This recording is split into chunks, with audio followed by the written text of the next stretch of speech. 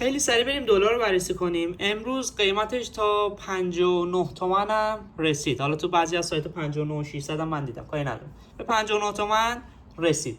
آیا ارزش خرید داره یا نه باید بیاد پایین‌تر از پایین‌تر بره؟ ببینید چیزی که هست، ما مطمئن هستیم که بالاتر خواهد رفت. خب ما مطمئنیم که بالاتر خواهد رفت، ولی یه مثال بهتون بزنم. من نمیگم بخرید یا نخرید، من نظرم اینه که روی این قیمت به هیچ عنوان ارزش خرید نداره. مطمئنی میره بالا ولی ارزش خرید نداره. خب فورکستی که من واسش دارم، فکتی که میتونم واسش بیارم اینه که تا قبل از اینکه این قرمز رو رد کنه که منطقه ناحیه 60,000 تومان بود که همون سقفی که چند ماه پیش زد، حالا سال پیش بود هر چقدر بود، 60,000 تومان یه بار رسید. تا قبل از اینکه این سقف رو بزنه میتونه بیاد رو قیمت 51,900 یا هم 52 تومن تا 51,200. حالا 52 تا 51 اگر رسید شما میتونید خرید بکنید، به سمت بالا دوباره حرکت میکنه. اوکی، پس این شد قیمت ارزنده‌ای که بخوام بهتون بگم اینجا ارزش خرید داره. پس رو قیمت 52 تا 51 میتونید خرید بزنید به سمت بالا دوباره. ولی اگر این خط قرمز رو رد کرد دوباره میتونه، حالا یا خیلی شارپ مستقیم میره تارگت ها رو میده، اگر اومد پایین دوباره رو همین قیمت شما میتونید خرید بکنید. اگر اینجا رو رد کرد و قیمت های بالاتر رو دید، تارگت هاشو دید، الان بهتون میگم اگر به تارگت هاش رسید اون موقع داستان عوض میشه. ممکنه بیاد از پایین تر، یعنی مثلا بیاد روی 40 خورده ای یا روی 40 خورده ای برگرده، ولی قطعا روی 52 تا 51 باز هم در هر صورتی واکنش رو ما خواهیم دید، یه واکنش خیلی خوب رو خواهیم دید، چه اونایی که جا موندن چه اونایی که هر چیز. پس به هیچ عنوان من نمیگم اینجا بخرید. یک، اگر اومد پایین بخرید، اگر نه من هیچ چیزی رو به شما پیشنهاد نمیدم. من خودم اینجا اصلا خرید نمیکنم حتی اگه وارد بازار نشده بودم. یه مثال بهتون بزنم. شما میخواین یه ماشین بگیرید، قیمت این ماشین میدونید که 300 میلیون تومانه. اوکی، قیمت اصلی ماشین میدونید 300 میلیونه. حالا قیمت الان بازار چقدره؟ 700 میلیونه. ولی شما مطمئن هستید با هر فکت، با هر نمیدونم رانتی که داری، هر چی که داری، میدونید که به 1 میلیون خواهد رسید. چی گفتم؟ 1 میلیون، به 1 میلیارد خواهد رسید.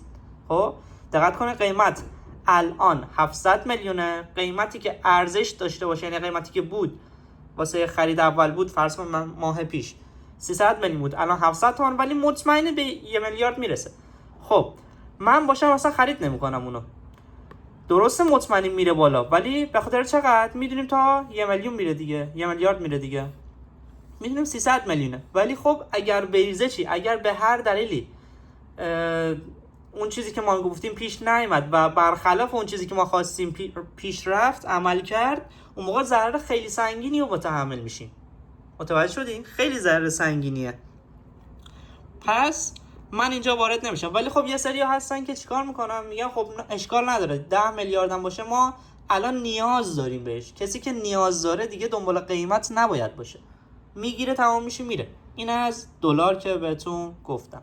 تارگت هایی هم که برای دلار در نظر دارم، 57 که خب زد، بعدش میشه 62، بعد میشه 66، بعد میشه 71، بعد 78، بعد 87، بعد 90، بعد 98، بعد 103، بعد 123 میشه که اینو یادم رفت بزنم، بعد میشه 123. حتما نباید تا اینجا بره. تارگت هایی که میتونه به خودش ببینید. اگه تا اینجا رفت ما تعجبی نمی‌کنیم، انتظارشو داریم، حالا چه اولی چه آخر. در رابطه با طلا هم که صحبت کردم، گفتم اولین تارگتش 3 میلیون هست که 3 میلیون تاچ شد اینجا همونجوری که میبینید.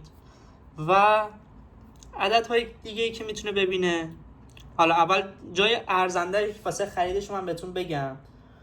ببینید جایی که من خودم بخوام وارد بشم در صورت ریزش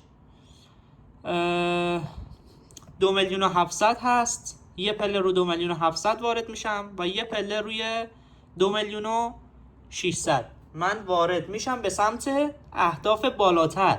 و تارگت این هم بخوام بهتون بگم، تارگت طلا هم بخوام بهتون بگم، اولیش یعنی این دومیش دیگه 3,265,000 هست، بعدیش 3,525,000 سومیش 4 میلیون هم بار روانی داره، اینو اضافه میکنم ولی تارگت من نیست. 4 میلیون هم میزنیم چون بار روانی داره، یه ریزشی رو میتونه به ما بده. و در آخر 4 میلیون و 390 هست. حالا تارگت های بالاترش رو دیگه بررسی نکردیم. تا 6 میلیون هم جا داره، تا 5500 که راحت جا داره. حالا کاری بهش نداریم، هر وقت رسید به اهداف بالاتر دوباره میایم بررسیش میکنیم. این از طلا. خواهشی که ازتون دارم اینه که هیجانی عمل نکنید. الان یعنی بهتون چند وقت پیش از سالهای قبل بهتون گفتم آقا بخرید. زمانی که رسید به 60,000 تومان گفتم چی میشه؟ گفتم یک بار قیمت اونجا رو دید. یعنی به ساده ترین روش باهاتون صحبت کردم. گفتم یک بار وقتی یه جا رو میبینه، یه قیمتی رو میبینه، باز هم میبینه. تا زمانی که به 50 تومن نرسیده بود میگفتم بهتون 50 تومن میخندیدید، ولی الان بهتون میگم میشه 50 تومن میگیم من بعید میدونم. سطح توقعتون تبدیل شد به سطح انتظار، یعنی سطح مقاومتی فکرتون باعث شد که چی بشه؟ یعنی وقتی رد شد تبدیل شد به سطح حمایتی. حالا دیگه انتظار نداره زیر 50 بیاد. این هم برای همینه، بار روانی که میگم همینه.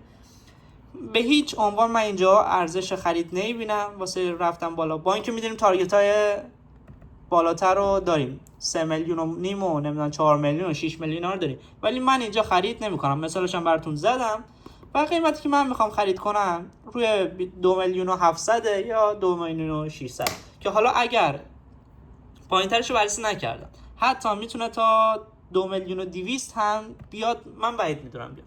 ولی اگر اومد من تعجب نمیکنم، من این دوتا خریدمو میزنم ولش میکنم به سمت بالا، چون مطمئنم به سمت بالا حرکت خواهد کرد. نه اینکه یه سری فعل و انفعالات پیش بیاد که دوباره استوریشو براتون میذارم، پستشو میگیرم براتون میفرستم. هر جای آپدیت لازم باشه آپدیتشو من براتون میذارم، یا اگر خودم یادم نبود بهم بگید، من پستشو میگیرم براتون میفرستم. هیچ مشکلی از بابت این چیزا نداریم، جاماندگی و اینا. درسته قیمت‌های ای داره گرونتر میشه، ولی تو اصلاح هایی که میزنه طبق علم و تجربه‌ای که داریم و کسایی که تجربه دارن باید از تجربه‌شون استفاده کنین تا بتونید تو بهترین قیمت خرید بکنید. نه اینکه همین الان بگید خب تا 4 میلیون که میره الان رو 3 میلیون بگیریم 1 میلیون میره روش هر گرم. نه این خبرها نیست. شما باید به بهترین روش و دقیق ترین نقطه وارد بشید. برای همینه که 97% کسایی که دارن فعالیت میکنن تو حوزه های مالی، بورس و بورس های خارجی، استاک، هر چیزی، 97%شون ضررده. دلیلش همینه، بدون علم، با هیجان، با اخبار دروغ وارد معامله میشن، خرید میکنن، سرمایه‌شون رو از دست میدن و میگن ما تا وارد بازار میشیم بازار به ما ضرر میزنه، در صورتی که چرا ما این کارو نمیکنیم، چرا به ما ضرر نمیزنه؟ چون صبر میکنیم. دقت کنید، صبر میکنیم قیمت به جایی که باید برسه و بعد خرید کنید. اگر نرسید خرید نمیکنید، دنبال یه ناحیه دیگه، یه نقطه دیگه، یه قیمت دیگه برای خرید دوباره رو به بالا یا رو به پایین هستیم. به همین سادگی.